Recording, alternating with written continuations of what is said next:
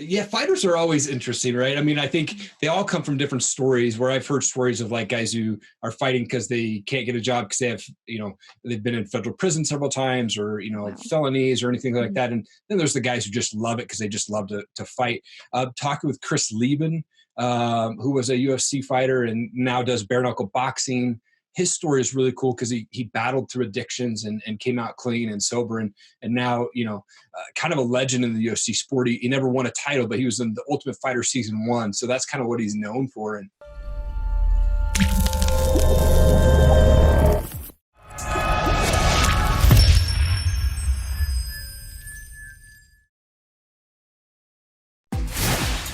You're listening to Wake Up with Patti Katter. Wake Up with Patti Katter.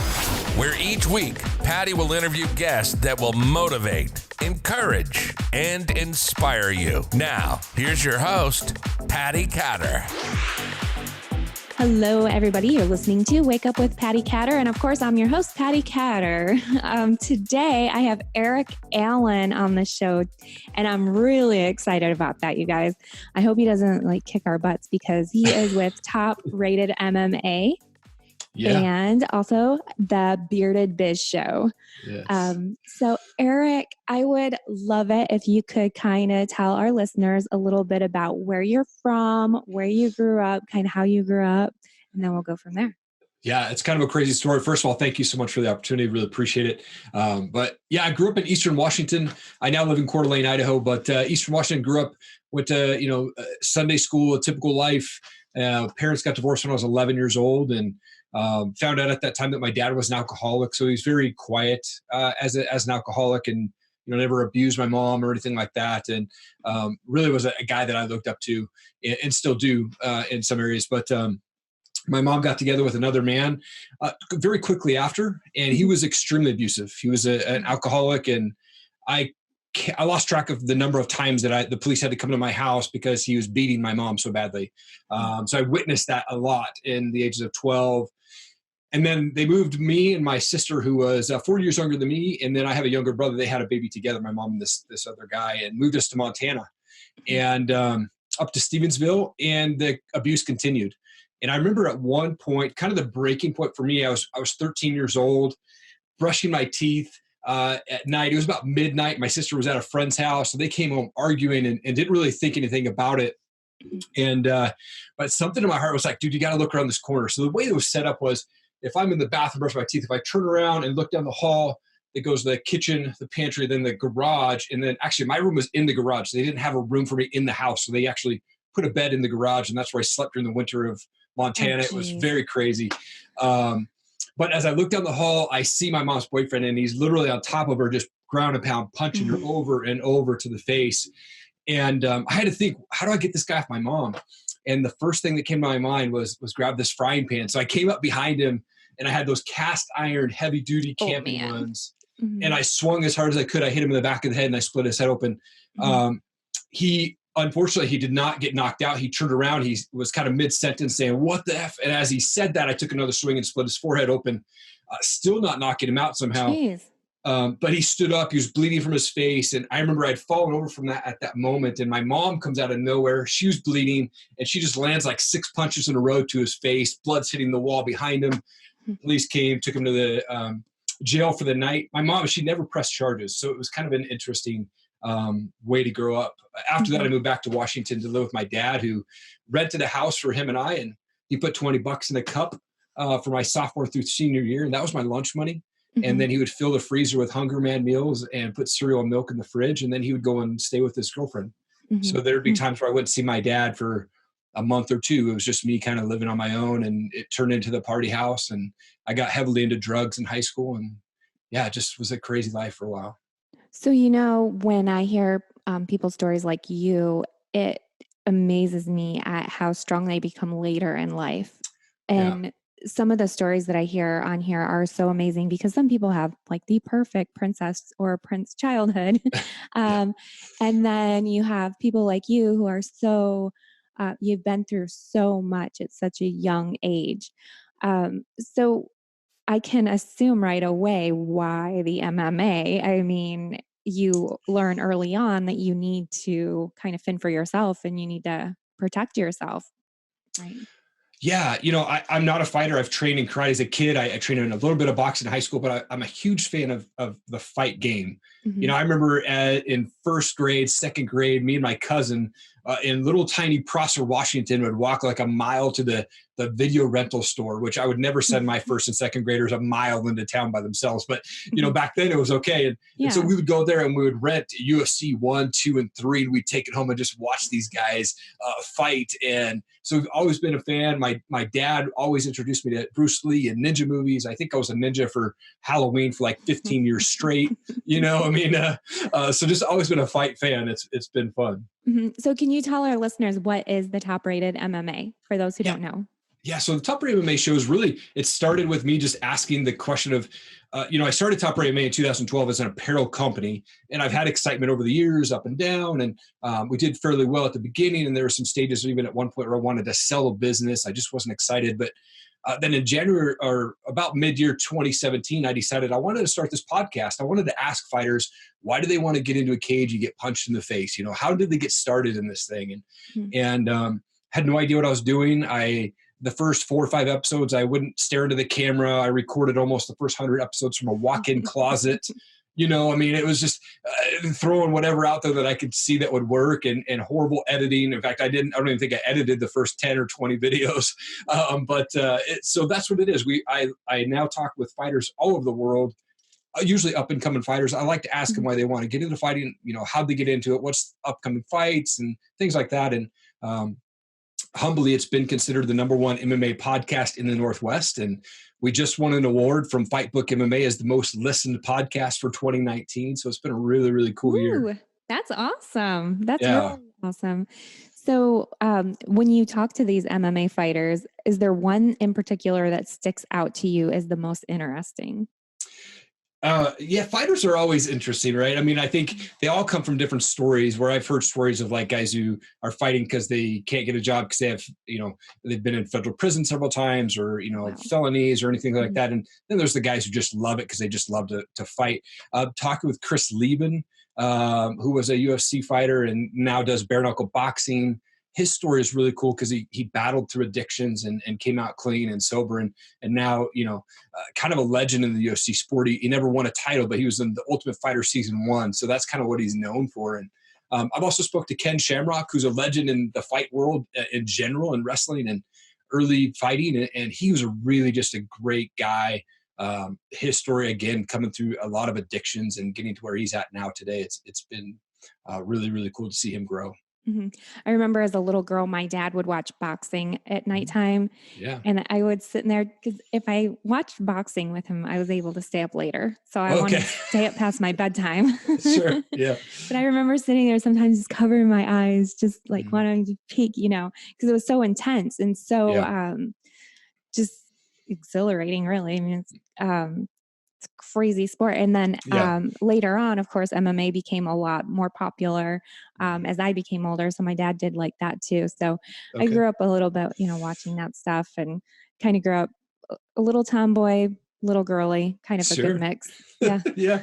That's awesome. That's what my daughter too. I think it's good. It's balanced. Yep. So now you have also the perfect beard. Anybody who's watching the video can see this. It's just like perfect. So thank you so much. Yeah. So you have a show. Tell us a little bit about that, where the name came from, and what is that about?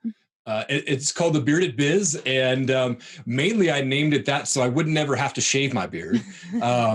But it was funny because I used to just grow my beard out once a month when I first got married, and not even for November or anything like that. It was just once a month. I'd grow it out for 30 days and then shave it off. And my wife would fall back in love with me after the 30 days, and then I did that for several years. And then when my daughter was like 3, I shaved it off, and she said, "Oh my gosh, Dad, you shaved the beard. You got to grow it back." And so I said, "Oh, now I'm growing it out forever." And so then, that's kind of what started it. I just kept growing it out, and I try to keep it as clean as I can. I don't try to go to my waist or anything like that with it. But so it started the show, the Bearded Biz Show, and it's really where I talk with what I call entrepreneurs, world changers, and success-minded people. Mm-hmm. And as much as I love talking to fighters, I really wanted to open it up to talk to anybody that was just doing successful things in life and making things happen. And so I've talked with everybody from a 14-year-old kid in England that lives on a farm making 30 grand a year on eBay to Ed Milet worth $450 million. So it's really allowed me to talk with so many amazing people. So to be on that show, you don't have to have a beard, because if you're 14 years old, I mean, I do know some boys that had a beard at 14. That is correct. I do get asked that quite a bit. Is the beard required to be on your show? And no, it's not. That's just for me. So, I mean, you could interview a bearded woman. Well, I could, absolutely. Circus, they had him in the circus back then.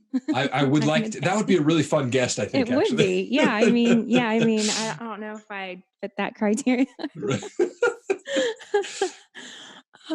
So now, do I remember this right? Were you ever in the military? Where is this flag from? Is it just patriotism? What's that about? Like, tell us, because those watching the video, he has this amazing American flag behind him, which is super cool. Thank you so much. So I want to know about that. Like, what's that about? Yeah, my grandpa served. My grandpa was my hero growing up. It was my dad's dad. He was a soldier, and my dad didn't serve. I was a big druggie in high school, and I got one call from a recruiter when I was 18 years old. And I remember kind of telling him off that I didn't want to ever join the military or anything like that, because I was selfish. I wanted to continue to do drugs and continue to do things that I shouldn't be doing to my body or anything like that. And at 18 years old, I got arrested. I had a bong in my hand and had to wear a black and white chain gang outfit on and bright orange slippers. And it's funny now. You said a bong. Now most states people smoke marijuana. Yeah, absolutely. So the times have changed so much, but back then it was a really, really rebellious thing to do, is to smoke marijuana. I mean, like, that was a big, like, you had all these commercials like say no to drugs, and that was the big one. I mean, that was in 98. And times have changed for sure. So anyways, I never served. I kicked myself every day for not joining that brotherhood. It was probably in my early 20s after my wife that I really started to realize and respect those that are giving their life every day, fighting for our freedom every single day, and really started to just say, look, however I can help these guys. My wife and I, when we see soldiers around town, we always go up and we thank them. My kids, they go up and they'll say, Dad, there's a soldier, or Dad, there's a police officer, or there's an EMT. Like, we just go up and we say thank you. We just love on those guys because they're out there doing their thing, and they're putting their lives on the line to protect us. And so whatever I can do to get back and just show patriotism for sure. Mm-hmm. That's awesome. That's so amazing. It's just awesome. Thank you. And we were blessed enough to be able to connect with an organization called Hire Heroes USA early on with Top Rated MMA in 2012. We actually been working with them since then, but we actually donate 25% of all the profits made through topratedmma.com to that organization. Wow. That's a big chunk for, for a business to do that. Yeah. So, I mean, it's not my full-time gig, right? So but any money that we get, we like to give back. And what Hire Heroes does is they take veterans and their families, and they give them free job training and job placement once they're out of the service. And I'm just a big believer in the business side of things. And that organization was started by Brian Stan, who was a UFC fighter. And so we just want to always be able to give back. And so, we've been working with those guys since 2012.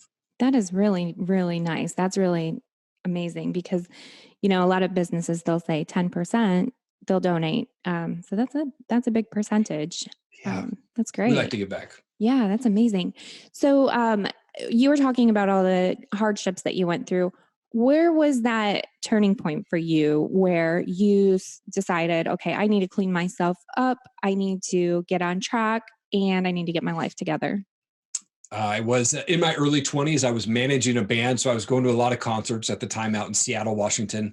And then I was lucky enough to go work for Universal Records or Universal Music Group out there in Seattle. So I was going to many, many concerts a week and started to live this rock star lifestyle without being a rock star. So I spent a lot of backstage time, a lot of open tabs. And over a 2-year span, I probably went to about 150 concerts. And in between working at Universal Records, I was working at Starbucks at night, and I lived in this really ghetto apartment because at 21, I filed bankruptcy. I was $28,000 in debt. Wow. And that's young for that. Yeah. And so I just had this life of just like living a rock star, but inside, and I didn't have anything together. I mean, I was totally in debt and all this stuff. And the turning point really happened when I was working at Starbucks at night. This girl came in and she said, "Hey, would you like to go to this church event? It's really tailored towards college age kids and just a fun night to go play games." And, I was this lonely, depressed guy. And I said, "Yeah, sure. I'll go check it out." And so I went with her, and there ended up being a lot of connections to me personally from where I grew up in the other side of Washington, and people that I knew. And I think that was a seed that God planted in me. Mm-hmm. And so a couple months later, it was Easter morning, Easter weekend. And the night before Easter, me and the band that I managed, we went out, did a show, and partied it up. And I went back to my buddy's house and ended up passing out in his basement around like 15 other people that were passed out on the floor. And I woke up on Easter morning and I felt God say, "You're done." And I heard this pastor say that God almost has us on these puppet strings where every time we sin, he cuts the string and he reties it and brings us a little bit closer to him. And I felt at that moment that God was calling me to quit everything. And in that moment, in that basement, I gave my life to Christ by myself, and I quit cold turkey, drugs, drinking, cigarettes, everything. And I called that girl up and I said, "Hey, I just hope you have a great Easter." I got her voicemail, and hopefully I'll see you at the store.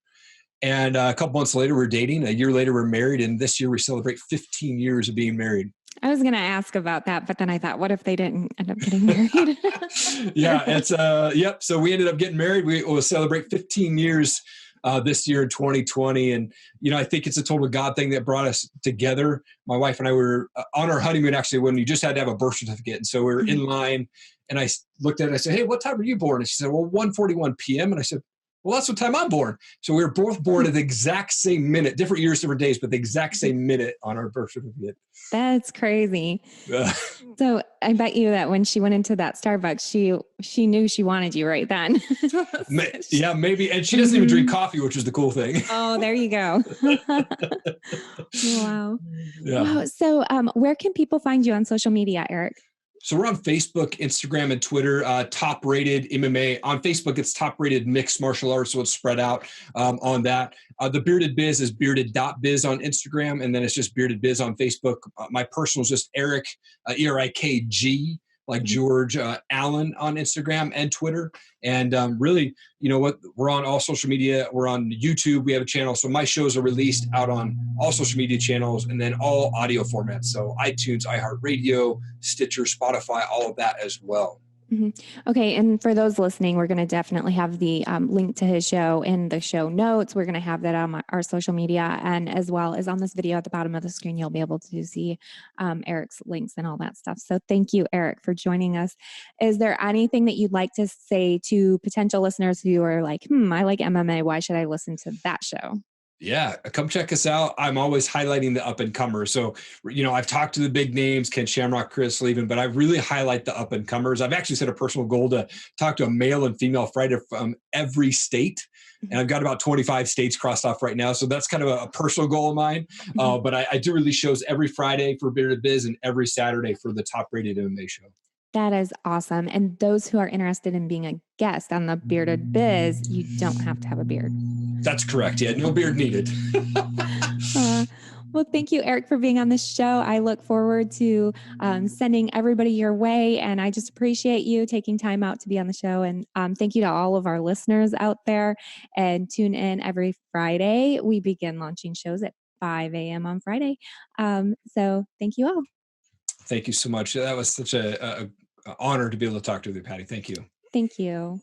Thank you for listening to Wake Up with Patti Katter. Be sure to visit www.pattikatter.com for the latest articles, podcasts, and swag.